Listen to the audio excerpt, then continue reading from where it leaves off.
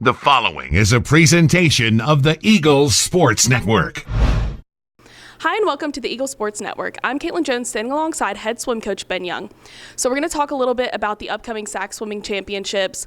I know that last week you all didn't actually go anywhere to compete, so I'm just going to start off by asking, what did last week look like for you all when you were training? Yeah, a little bit of rest, finally. I know that the swimmers were really happy about that. Obviously coming down quite a bit, resting up for this week. Again, for them, getting to see a lot more pace work, a lot more opportunities for them to actually see their races in some way, shape, or form, broken and whatnot. But again, for them, it was just an opportunity to finally take a little bit of a break, come down in overall volume, and get prepared for this week. Awesome. So I know that the championships actually start Wednesday and go through Saturday, a little bit longer of an entire meet than you all are used to. So aside from just physical strength alone, I know there's a lot of mental strength that comes along with that. What is the mindset for you all going in and having to be there back-to-back days and continue to compete at a high level? Yeah, it is a long meet. 4 days for anybody is a long time to stay mentally focused and completely prepared for everything to come. It's kind of crazy. You go through the entire season with 1 day meets, 2 day meets, and then mid-season even for us this year was a little bit different. It was half a day and then a full day and then another half a day. So it really wasn't a 3 day meet. And so for them, they finish out with conference, which is a 4 day meet. Nationals is a 5 day meet, and so. You leave everything till the very last second to see it, and so a lot of them forget the amount of time that they spend at these meets recovering and in the warm down pool, warm up pool, and getting fully prepared. So for anybody that continues to swim well throughout the 4 days, it becomes easier and easier kind of because you're kind of riding that high a little bit, but for those that have a bad race, it makes it that much more important to kind of shake it off and move on to the next one prior to getting in and racing again. So again, for us, it's making sure that they understand, hey, keep smiling, don't worry about the things that you can't control, and ultimately just stay as focused as you possibly can throughout the entire meet.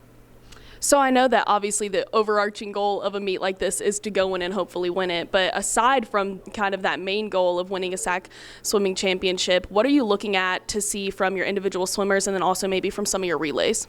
Yeah, we are going to be in an absolute fight for second place on the men's side with Catawba. Again, Catawba has put together an absolutely amazing squad this year. And so it's going to be a really, really fun week to see us go head-to-head with them.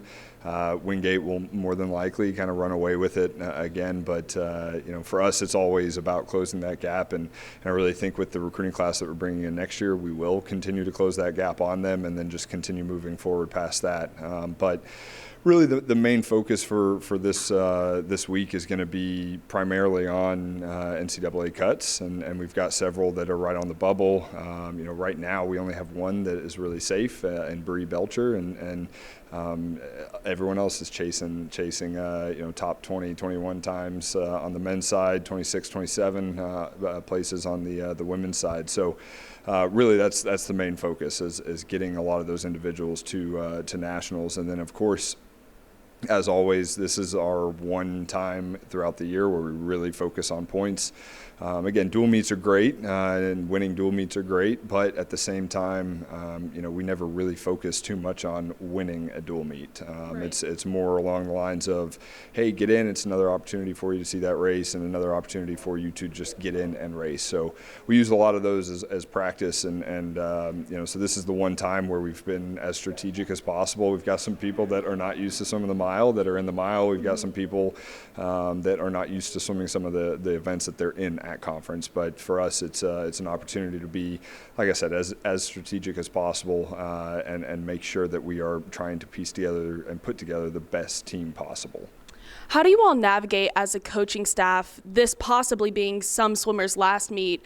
So just in taking that time to enjoy this last swim and this last meet for them, but also still striving for those national level times. So how do you all talk to that? What's the conversation look like before a meet when you're going into that situation? Yeah, it's funny that they're in the pool right now, and a lot of them are coming in saying, hey, it's our last swim in this pool, being a senior and whatnot. And so those conversations are, hey, let's finish out your swimming career on a high note, and make sure that you're putting everything possible into each and every race that you see. At the same time, once we get to conference, it's a lot of conversation about making it back to finals. We like to say, as long as you have a lane, anything is possible. And so it doesn't matter if you're lane 1, lane 8, lane 4. Again, as long as you have a lane, you have another opportunity to swim. And so really for them, it really is all about staying, as lighthearted as possible while maintaining that focus. And so our outlook this week, talked a lot about just taking a deep breath, taking it all in. We're at Greensboro this year, which is totally different than being in Charlotte, which is where it's always been. So it's an amazing facility. It's going to switch life up a little bit for some of those that have seen the same pool for the last 3 years. But at the same time, it's a great opportunity for us to kind of showcase the amount of work that has been put in this year and piece everything together. I talk a lot about, piecing all the puzzle together. And so that's really ultimately what this comes down to. And so just trying to keep them focused and trying to keep them smiling as much as possible, and not focusing too much on the psych sheet, and not focusing too much on where they're placed or what lane they have. Again, as long as they're in there to race, then they have a chance. And that's really what the conversation has been, of just trying to stay focused on what we're there to do.